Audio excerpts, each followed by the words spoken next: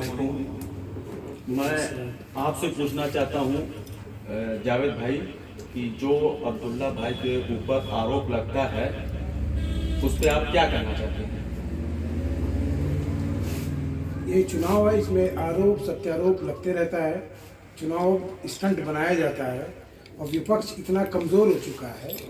सच्चाई है कि लोग ये कह रहे, विपक्ष ये कह रहा है कि अब्दुल्ला जो है हल्के मिले रहे, 4,000-5,000 वोट पा रहे हैं। मैं ये समझ रहा हूँ अब्दुल्ला अगर 4-5,000 वोट पा रहे हैं तो किसी को डरने और घबराने की ज़रूरत है नहीं। लोगों को अपना चुनाव अपने तरीके से लड़ना चाहिए।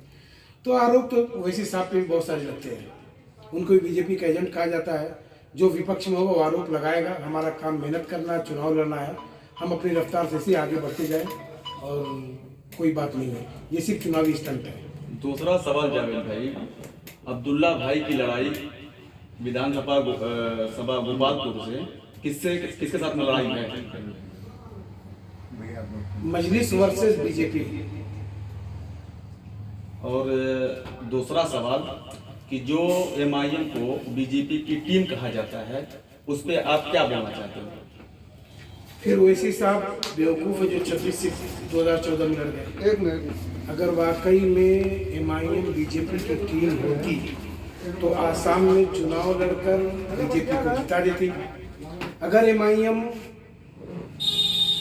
बीजेपी की भी टीम होती तो तेलंगाना जिस प्रदेश की पार्टी है वहाँ आज तक बीजेपी फल फूल नहीं पाई है।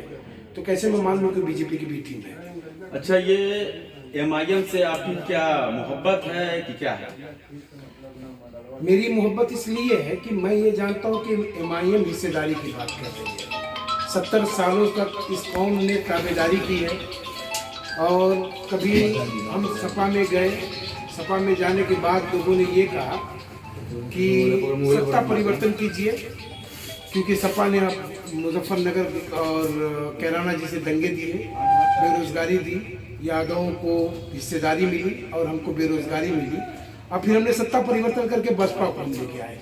तो हमारी ज़िंदगी का पूरा बेशतर हिस्सा इसी में निकल गया। 70 साल हम हर 5 साल के बाद सत्ता परिवर्तन का जो जहर हमें समझा दिया जाता है, हम सत्ता परिवर्तन करते करते अपने हालात को इस तरीके से परिवर्तन कर चुके हैं कि दलितों से ज़्यादा पिछड़े हुए हैं।